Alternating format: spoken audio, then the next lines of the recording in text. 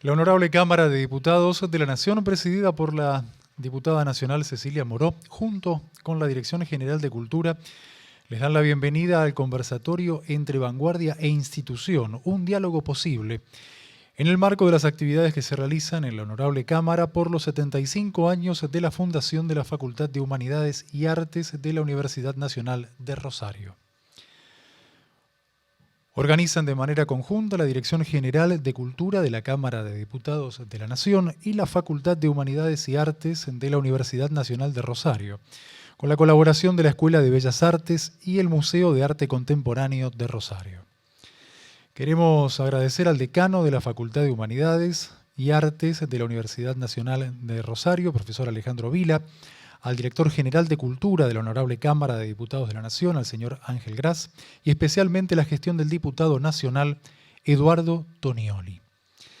Antes de iniciar el conversatorio, quiero invitar aquí al escenario al secretario Adrián Polsikov, por favor, adelante. A continuación, entonces, el secretario de Extensión de la Facultad de Humanidades y Artes de la Universidad Nacional de Rosario, Adrián Polsikov, hará entrega de la resolución 1419-2022 al señor Alejandro Maceilot Berruti. Adelante, por favor. Esta resolución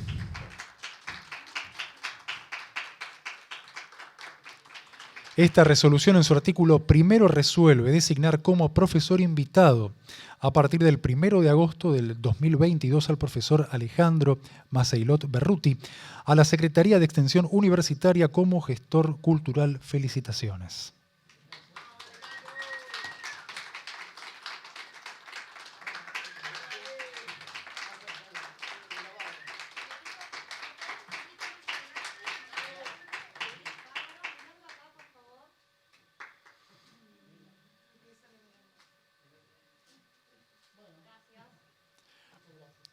Muchas gracias a ambos.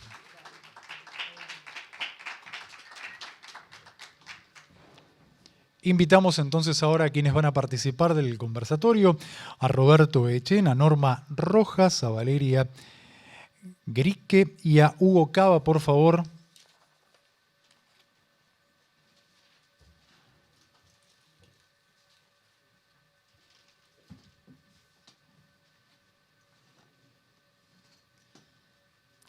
Permítanme presentarlos. Roberto Echen es artista visual, gestor cultural, curador y docente. Desde el 2012 se encuentra a cargo del Departamento de Agenciamientos Artísticos del Centro de Expresiones Contemporáneas. Fue director artístico entre el 2008 y 2011 del Museo Castañino Macro y curador en jefe de la misma institución entre el 2004 y 2010. En la sede Castañino creó y coordinó la Zona Emergente desde el 2002, espacio destinado a mostrar la producción de los jóvenes artistas, entre otros. Norma Rojas es directora de las Escuelas de Bellas Artes de Rosario. Estudió dibujo y pintura en Inglaterra, becada por The Bell School of Norwich. En el 2000 obtuvo su licenciatura en Bellas Artes en la Universidad Nacional de Rosario, donde desarrolló una amplia trayectoria académica. Desde el 2014 se encuentra a cargo de la dirección de la Escuela de Bellas Artes. Valeria Grique es licenciada en Bellas Artes por la Universidad Nacional de Rosario, cursó la maestría en Estudios Culturales en el Centro de Estudios Interdisciplinarios de la Universidad Nacional del Rosario. Es docente de las materias de Dibujo 4 y Composición de las carreras del Profesorado y Licenciatura de Bellas Artes en la Escuela de Bellas Artes de la misma facultad. Actualmente se desempeña como secretaria técnica docente del equipo de dirección de la mencionada escuela. Hugo Cava es licenciado en Bellas Artes, docente de Dibujo 1 y Grabado 1, también docente de la Escuela Municipal de Artes Manuel Musto. Integra el equipo de dirección de la Escuela de Bellas Artes. Con ellos cuatro iniciaremos entonces este conversatorio que tiene como título Entre Vanguardia e Institución, un diálogo posible. Los escuchamos. Muchas gracias. Bueno, buenas tardes. Gracias por acompañarnos. La idea un poco de este conversatorio es tener una charla descontracturada contarles un poquito de nuestro paso por la Escuela de Bellas Artes, nuestra permanencia y la experiencia de haber compartido con artistas de una trayectoria internacional que han sido nuestros profesores, que han sido nuestros colegas, que han sido nuestros alumnos. Y bueno, en ese devenir, digamos, de nuestro paso por la Escuela de Bellas Artes hemos vivido una experiencia enorme. Hemos armado una comunidad, pertenecemos a una comunidad y estamos orgullosos de eso. La idea es un poquito que sea una charla para contarles, digamos, cómo estos procesos políticos que han impactado en nuestro país han tenido influencia en la educación en el campo de las artes, particularmente en nuestra escuela, y que ha sido como una especie de motor y de vasos comunicantes para influir en otras instituciones en el campo educativo y que han gestado también nuevos modos de ver la educación en el campo de las artes, en los campos creativos y la producción de obra también. Así que bueno, vamos a empezar un poquito a retrotraernos en el campo de la historia, un poquito avasallando campos que no son específicos nuestros, pero haciendo un reconto un poco de lo que ha ocurrido en los años 60 y a partir de lo que ha implicado Tucumán Arde en nuestra institución. Así que bueno, vamos a dejarle un poquito a Roberto Echen que nos cuente un poquito que digamos, lo que nos va a relatar un poquito tiene que ver con la muestra que está planteada abajo, y así ustedes pueden ubicarse en este campo histórico y cómo se va desarrollando después en nuestra institución la producción de arte.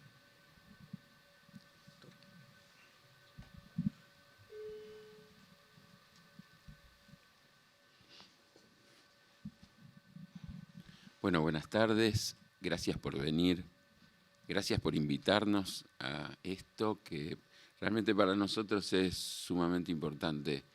Poder, entre otras cosas, poner en valor la actividad de la Escuela de Bellas Artes dentro de la Facultad de Humanidades y Artes y un poco este relato tiene que ver con eso, tiene que ver con dar a conocer una historia, parte de esa historia, porque la historia es mucho más larga, pero que justamente tomamos la decisión curatorial de hacer este recorte porque nos pareció que daba en dos momentos fundamentales de la historia de la escuela, en dos momentos fundamentales de la historia del arte de Rosario, pero del arte del país.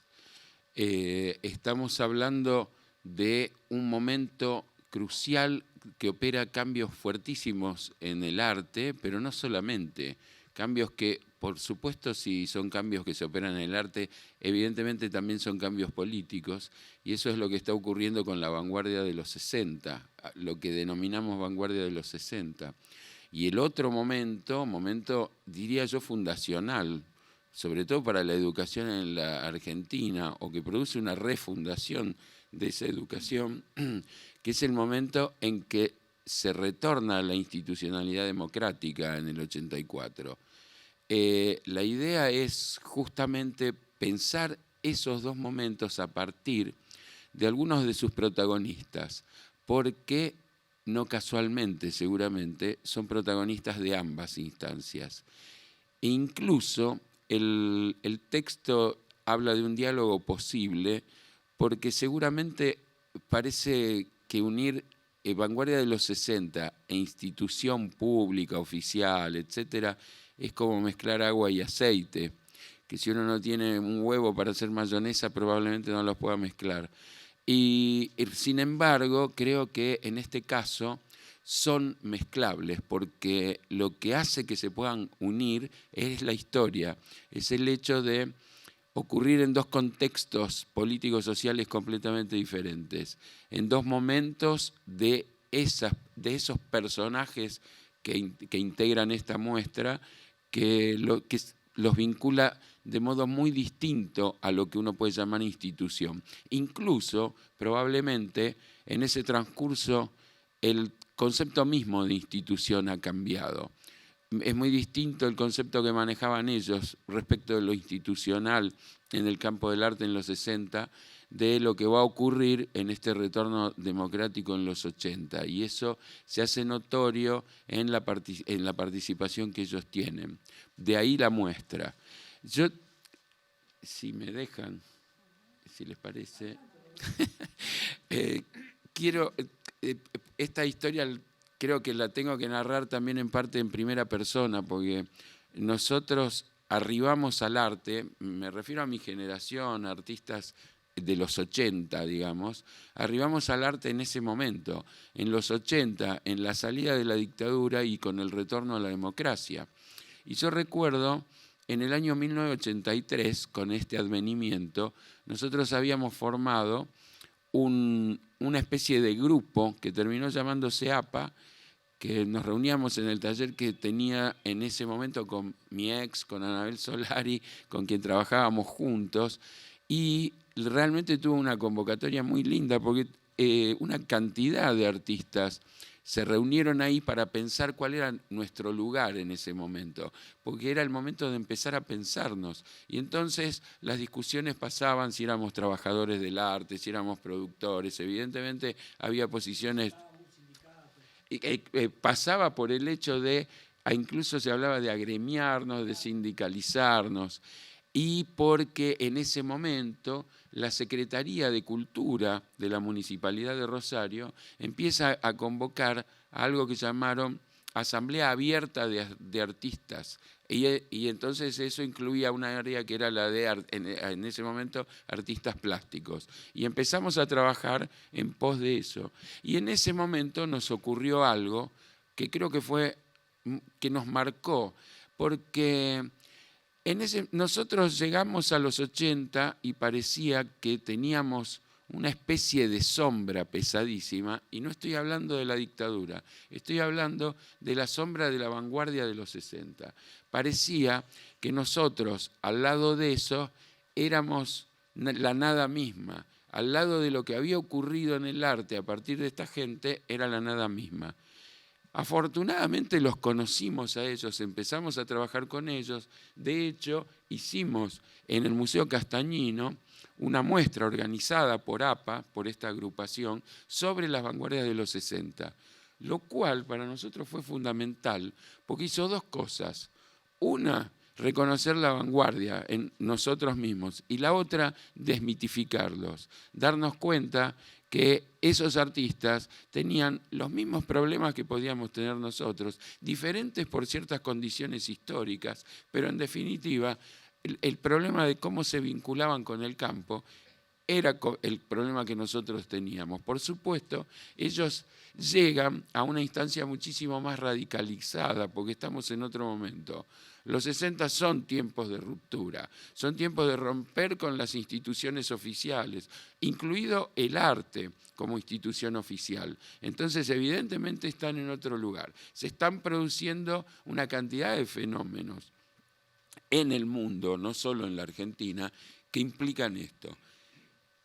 Eso lo pudimos discutir con ellos, eso realmente fue maravilloso. Con Mimí, a quien quiero hacer un homenaje, hoy está muerta Mimí, gran artista, con Graciela Carnevale, con Rubén Naranjo, que también ya ha muerto, pero otro gran artista. Y eso nos llevó a poder trabajar juntos en los 80, en esta otra instancia. Y ahí voy a esto otro, y si quieren redondeo y seguimos. En ese momento ellos deciden tener una participación nuclear protagonista en la formación de esta nueva Escuela de Bellas Artes y de esta Facultad de la Democracia. Y eso me parece que marca profundamente esa conciencia política de saberse en qué momento y en qué lugar están. Y a partir de ahí poder modificar su relación con lo institucional. Eso es lo que queríamos mostrar un poco. Entre otras cosas, la muestra evidentemente da para un montón de lecturas posibles, así que nada, eso correrá por cuenta de quien visite la muestra. Si quieren después ampliamos, pero dejo acá para...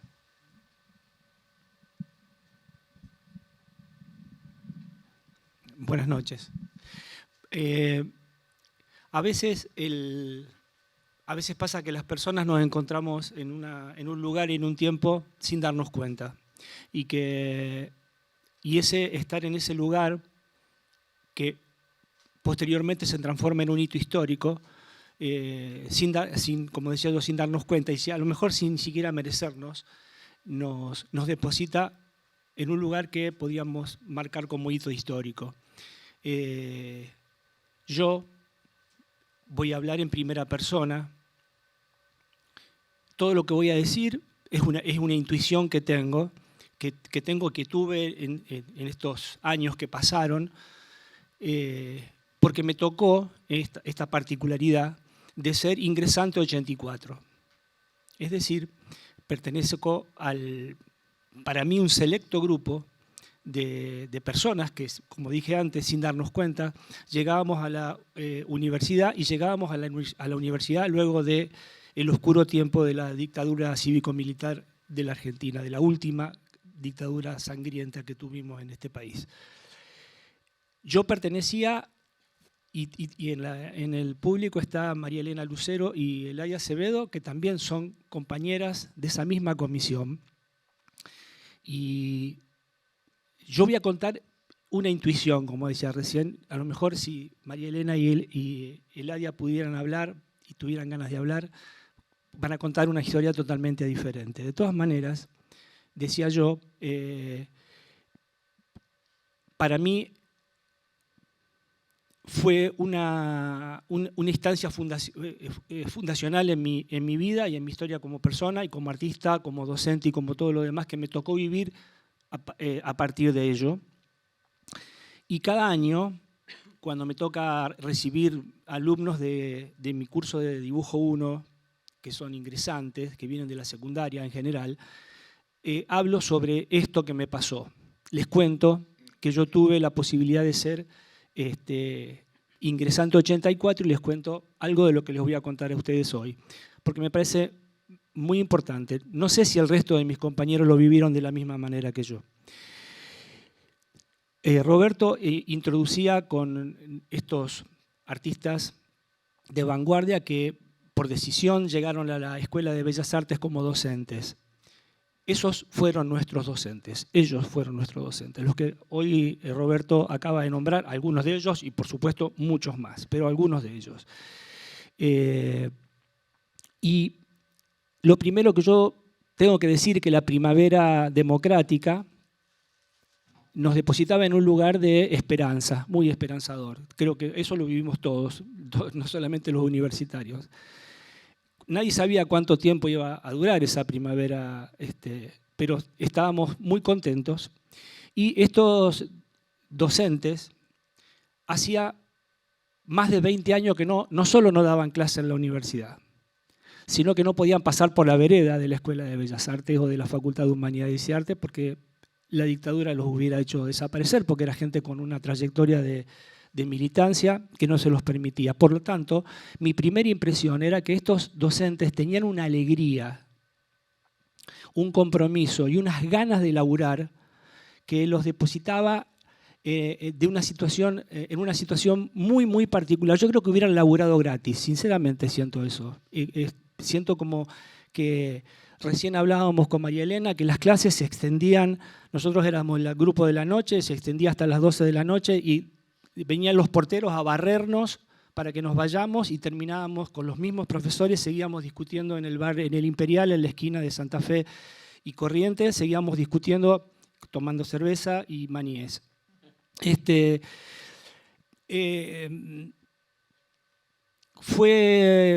Voy a tratar de resumir todo esto porque tengo un lío bárbaro de cosas que me gustaría contarles, pero lo básico sería entender que pertenecer a ese grupo de ingresantes universitarios tuvo para mí un costo importante, que era conocer a estas personalidades y tener que tomar una posición política, no partidaria, pero política dentro de la Escuela de Bellas Artes, donde todavía convivíamos con docentes que habían sido cómplices de la dictadura militar y que todavía estaban, algunos seguían estando, todavía no habían salido todos.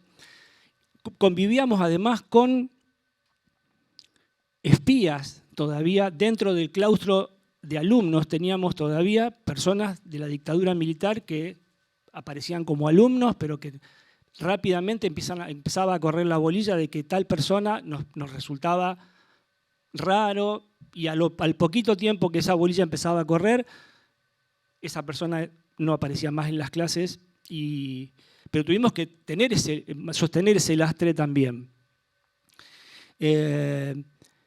Decía yo, había que tomar algún partido y el partido era o estabas del lado de los buenos o del lado de los malos. Eso en ese momento parecía clarísimo. Con el tiempo yo me di cuenta que tal vez esa decisión no era tan radical. Y eso me hizo perder algunas cosas de mi cursado como alumno, ya después en mi cursado completo de la carrera, ¿no? Quiero decir, ni los buenos eran tan buenos ni los malos eran tan malos. Estoy hablando no de la gente que estuvo comprometida con la dictadura, sino algunos docentes que estaban ahí y que les tocó vivir la instancia de dictadura dando clases, sosteniendo las clases, que también era una manera de sostener y de bancar lo que luego fue la democracia. Yo no termino de darme cuenta si había una cosa que tenía también esto, y ya voy terminando, que era una gran preocupación o un gran énfasis, sería la palabra, en la producción artística práctica. Eso también es algo que digo yo desde yo, no lo puedo asegurar. Entonces, me parece que eso fue en detrimento de nuestra formación, hablo de los primeros años, primero, segundo año de nuestra formación, como en lo teórico. Es decir, había mucho énfasis en hacer, que era importante sostener la producción haciendo, y no había tanta preocupación por sostener ese hacer a partir de reflexionar desde el punto de vista teórico. Eso para mí fue una pérdida como alumno, porque compré el paquete completo, digamos, y en ese paquete completo implicaba eso también.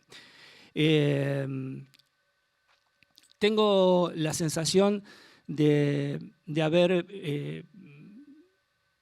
que cuando la profesora Graciela Carnevale me dio su teléfono, casi me desmayo, digamos, es decir, porque para mí era como un monumento inalcanzable. Después, por suerte, terminamos siendo amigos y luego colegas y un montón de otras cosas más, pero aquel momento fue extraordinario. Y a mí me queda como un gran agradecimiento a gente como Rubén Naranjo, Graciela, sí, Mimi Escandel también, y luego otros docentes que no estaban en la vanguardia, como el profesor Rubén Porta, como la profesora Eleonora Traficante, como bueno, se me van a escapar un montón de nombres, la profesora Rosa María Ravera, sin duda, gente a la que se me escapó, digamos, que no me di cuenta que se me escapaban, Rosa y Eleonora, y que las aprendí a disfrutar casi después de haberme recibido como licenciado. No los quiero aburrir mucho más con esto. Yo quería transmitirles una sensación, quería que les llegara a ustedes un concepto más bien intuitivo de alguien que en primera persona, digo, vivió un momento muy particular, de nuestro país, que como todos sabemos, después se fue modificando.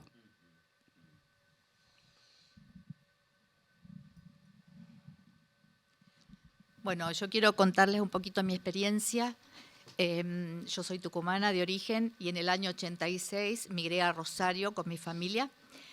Venía de una escuela de artes, en este momento ya es Facultad de Arte, en ese momento era escuela, y estaba haciendo la transición a facultad. Era una facultad y escuela muy académica, y al ingresar a la Escuela de Bellas Artes de la Facultad de Humanidades y Artes no entendía nada. No entendía nada de lo que pasaba, porque era una escuela donde no había modelos, ni siquiera podíamos dibujar un jarrón. Era un momento de una euforia y una excitación tremenda. En cualquier momento había asambleas y los estudiantes autoconvocados armaban una peña y entonces todos íbamos a la peña y de pronto había que tratar un tema y entonces todos dejábamos las aulas. Yo no entendía mucho qué pasaba, pero iba acompañando ese movimiento y renegaba muchísimo. Es más, estaba de acuerdo con un cartel que estaba escrito en la escuela, en el taller de escultura, que decía: esta escuela es tan libre que está prohibido dibujar floreros. Y en realidad se fue armando el rompecabezas con el tiempo. Fui entendiendo esto de la producción del arte, que no pasa solo por el hacer, sino por el pensar. Y poder pensar es un plus enorme que tenemos los artistas y es un plus enorme que tienen nuestros estudiantes, acompañarlos en el pensamiento, ayudarlos a recapacitar sobre la producción, a reflexionar sobre lo que nos está pasando. Por eso es que digo que es una comunidad, porque los estudiantes llegan con una emocionalidad a flor de piel, vienen con cuestionamientos, vienen con angustias, vienen enojados, y todo lo van volcando allí. Nosotros vamos acompañando esos procesos que devienen en obra, muchas obras, en otros campos creativos también, que son productos buenísimos, pero que finalmente transitan por una institución que marca porque se crean lazos humanos enormes y es una de las cosas más importantes que tiene nuestra institución, es una comunidad. Más allá del orgullo que tenemos de tener artistas de renombre internacional, artistas de Bienal, que en este momento incluso han comenzado a trabajar con nosotros en nuestra escuela, así que estamos sumamente orgullosos de eso, de que todavía en nuestras aulas se pueda pensar, se pueda debatir, se pueda criticar y se pueda seguir trabajando en esta contemporaneidad que no es nada fácil.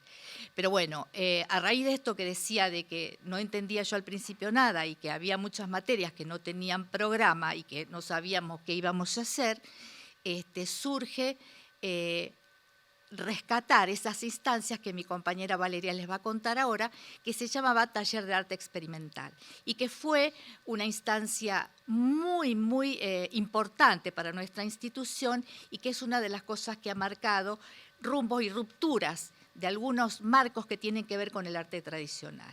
Así que le dejo el micrófono a Valeria. Bueno, gracias, buenas tardes.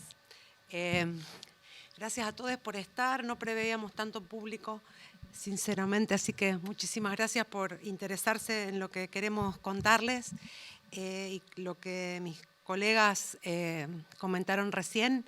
Voy a hacer uso de la primera persona también, tal vez desplazándome un poco de los modos académicos instituidos o que se reconocen como más legítimos, desde el lugar en el que creo que en nuestras disciplinas, nosotros pertenecemos a la Escuela de Bellas Artes, pero hablo de las disciplinas artísticas en general, esa pulsión a partir de algo que nos toca y nos atraviesa se hace tal vez más evidente que en cualquier otra en la que acontece lo mismo, pero trabajamos desde otros lugares y con otros lenguajes y otros procedimientos. Entonces, tal cual anunciaba Norma, para poder comentar algunos lineamientos respecto de esta asignatura tan particular, quiero comenzar por una anécdota que ocurre 10 años después de lo que mis compañeros acaban de mencionar, porque soy un poco más joven que ellos, y se nota. Pero recuerdo mi primera clase de taller de arte experimental. Venía de cursar Ciencia Política por 3 años, carrera que decidí dejar y me inscribí en Bellas Artes. Fue un miércoles, un jueves, porque recuerdo haber tenido antes la primera clase de dibujo en la cual nos habían introducido a los materiales que íbamos a necesitar durante el año y bueno, habíamos ya empezado alguna práctica con los materiales que llevábamos en la cartuchera y también alguna clase de pintura y nos habían dicho qué tipo de pinceles y demás. Y cuando llego a la clase de TAE 1, que era una asignatura que tiene la carga horaria de todo un día, entro al taller de escultura y me encuentro con, lo que era el taller de escultura en ese momento, y me encuentro con una mesa muy larga, paralela a la pared en la que estaba la puerta de ingreso, y 3 personas sentadas, que después reconocí como docentes de otras asignaturas de ese mismo año. En el medio estaba el Quijote de la Mancha, nuestro profesor Carlos Cantore, profesor de escultura, que literalmente era el Quijote en todos los aspectos. Lo sigue siendo. Susana Paladini a un lado y Emma Baccaro del otro, en una simetría interesante. Sí, Última Cena. Bueno, unos armarios al fondo, y fuimos llegando y saludando, esperando a que nos dijeran qué íbamos a hacer. Sabíamos que dibujos ya habíamos visto, pintura ya habíamos visto, escultura veríamos después, y problemática del arte latinoamericano del siglo XX, un material maravilloso que aparece en la currícula con el Plan 85, nos enteraríamos después. Y en la espera, y ese silencio incómodo de la primera clase, el Quijote nos dice, bueno, ¿qué quieren hacer? Lo cual generó un silencio más incómodo todavía, porque estábamos esperando la indicación, la instrucción, y nos costaba entender en ese marco que de lo que se trataba el taller de arte experimental era de una propuesta de trabajo prioritariamente grupal, cuyos contenidos definíamos los grupos de estudiantes. Fue muy difícil entrar en esa dinámica, por eso quería hacer mención a que tenía una experiencia trunca previa de educación universitaria, porque realmente pensar la posibilidad de una asignatura en la cual los estudiantes propusiéramos, proyectáramos y lleváramos adelante nuestras inquietudes hacia la formulación de proyectos, y con una fuerte impronta de extensión se impulsaba mucho la posibilidad de proyectos que salieran de las puertas de la facultad hacia el medio. Era francamente disruptivo y demandó de inmediato, para todo aquel que estuviese dispuesto, a un reposicionamiento del lugar previsto como ciudadano universitario. Quería empezar comentándoles acerca del TAE, porque creo que es la materia que condensa todas estas innovaciones del Plan 85, como es, por ejemplo, el diseño de una orientación teórica, pero formulada en términos de taller. Nuestra orientación teórica se llama Taller de Teoría y Crítica, generando ahí un contrapunto súper interesante a la hora de pensar desde qué lugar se piensa y se proyecta la producción teórica. La inclusión de este gran núcleo de materias, de asignaturas que buscan problematizar respecto del arte argentino y latinoamericano desde perspectivas siempre innovadas y siempre, bueno, justamente problematizantes. Un modo de evaluación y de calificación que, bueno, le estoy sintetizando aquello que en los paneles del Plan 85 ya está expreso, pero teníamos un modo de calificación y evaluación que arrancaba con una autoevaluación para pasar a una coevaluación en la que todos, estudiantes y equipos de cátedra, digamos, exponían sus consideraciones respecto al trabajo de cada uno o de cada grupo. Este era un método de calificación y evaluación que era para todas las materias del Plan 85. Una vez que pasábamos por la coevaluación, se producía el momento de la autocalificación. Cada estudiante tenía que decir cuál era la calificación que consideraba para su trabajo, a lo que seguía la cocalificación, donde todos también opinaban respecto de esa calificación que el alumno había propuesto, lo cual llevaba a exámenes finales que duraban 2 o 3 días hasta las 2 de la mañana, y con los no docentes, como relataban recién, pidiendo que por favor cerráramos, que tenían que limpiar para que inaugurara al día siguiente la clase que continuaba. Yo creo que lo que ese plan y esta propuesta nos ha dejado, nos abre. Tiene un poco que ver con lo que plantearon los compañeros recién respecto de la alegría del trabajo y la absoluta confianza y certeza de que desde la carrera de Bellas Artes, que está inserta en una universidad pública, laica, gratuita, inclusiva y feminista, así nos pensamos en la UNR, desde la Escuela de Bellas Artes producimos conocimiento socialmente relevante y desde ese lugar nos disponemos a ponerlo en circulación. Particularmente, creo que pensar el Plan 85 hoy nos lleva a actualizar ese desafío que aceptamos con alegría.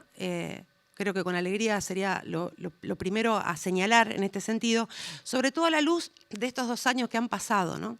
Donde tuvimos que reinventar los modos de estar, todos, en todos nuestros haceres y nuestros pareceres y nuestros sentires, y nosotros lo vivimos de un modo muy potente, porque tuvimos que encontrarnos enseñando dibujo, por ejemplo, por medio de una pantalla, con toda otra tactilidad, pensando todos otros modos de la presencia, pensando otras formas posibles de la producción de conocimiento socialmente relevante. Y creo que desde ahí es donde la actualización y cuando digo actualización digo una problematización y reflexión a partir de esta experiencia que mis compañeros acaban de sintetizar, me parece necesaria a la luz de pensar las potencias de la educación superior en arte hoy en nuestras universidades nacionales. Así que bueno, abro si quieren comentar algo más. Con esto ya está.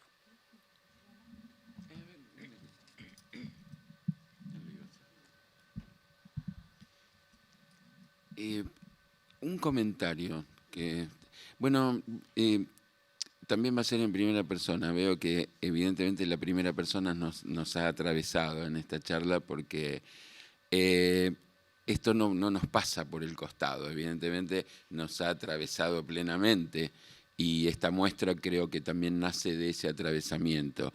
Pero en el 85 me encantaba cuando Hugo hablaba de que ingresó en el 84 como estudiante y yo concursé como docente, como profesor titular en el 85 con la apertura de los concursos nacionales en la facultad, en la Escuela de Artes específicamente, y fue una instancia increíble porque en los concursos sabíamos, nosotros que éramos jóvenes, sabíamos perfectamente que estaba en juego la posibilidad del cambio en la facultad, la posibilidad de una transformación real, porque hasta ese momento, como dijo Hugo, los docentes que estaban, no todos, porque eso también había que averiguarlo, pero muchos de ellos eran cómplices de esa dictadura que supuestamente había terminado, pero que todavía estaba ahí. Y entonces los concursos se instanciaban de un modo que era que los antecedentes valían el 50%, la oposición en realidad tenía 3 instancias, una de antecedentes, otra de oposición y otra de entrevista. La oposición y la entrevista valían 50%, con lo cual quedaba asegurado que no se cambiara nada, que iban a quedar los mismos que tenían esos. Había algunos que iban a tener el 50% con sus antecedentes. Recuerdo que Rubén Naranjo, en ese momento director de la Escuela de Artes, que vivía discutiendo, peleando con Fernando Prieto, decano de la facultad, yo creo que les encantaba, era un acto de amor que tenían los dos. Rubén, que venía proveniente de la izquierda, ex-PC, y Fernando radical, de pura cepa, y creo que eso era. Yo no sé si hubieran podido vivir un día sin esas peleas, porque se hubieran extrañado profundamente. Ahora, exactamente, ahora, a la hora de modificar ese reglamento para que pudiéramos acceder gente joven con otro pensamiento que no estuviera cruzada por la dictadura, por la ideología de esa dictadura, enseguida se pusieron de acuerdo, inmediatamente se pusieron de acuerdo para luchar para que se bajara al 30%. Yo creo que fue la primera que empezó y que tuvo esos concursos. Fue la primera, seguramente. Y así fue como yo pude concursar. Antes mencioné a Anabel Solari, Gabriel González Suárez, que en ese momento teníamos 25 años, 26, 25 probablemente como promedio.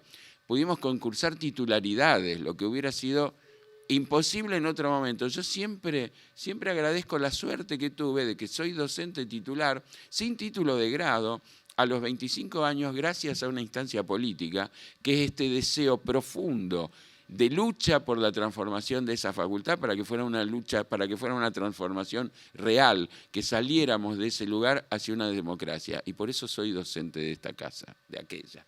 Bueno, quería comentar eso nomás, ahora sigamos.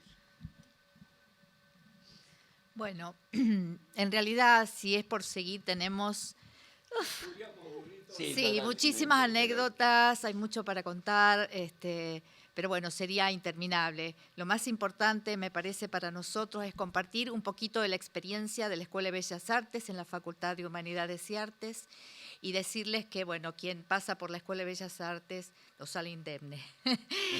Algo ocurre ahí, algo está pasando ahí, algo pasó ahí y seguirá pasando. Así que estamos felices de compartir un poquito de la experiencia de la EVA acá con ustedes. Así que muy agradecidos y espero que se detengan en algún momentito a ver la muestra y a leer partes de los párrafos que hay ahí que dan cuenta de esta historia que acabamos de compartir. Así que muchísimas gracias por estar con nosotros hoy.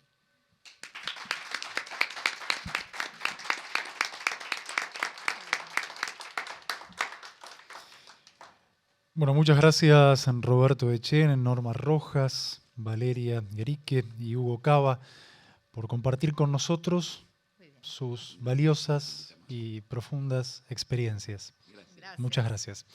De esta manera damos por finalizado el conversatorio del día de hoy entre vanguardia e institución, un diálogo posible.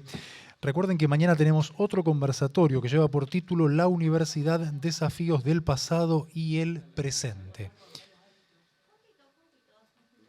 Muchísimas gracias a todos, a todas que han estado aquí con nosotros, que han compartido su tiempo con nosotros. Nos encontramos mañana. Que tengan una excelente tarde y noche. Muchas gracias.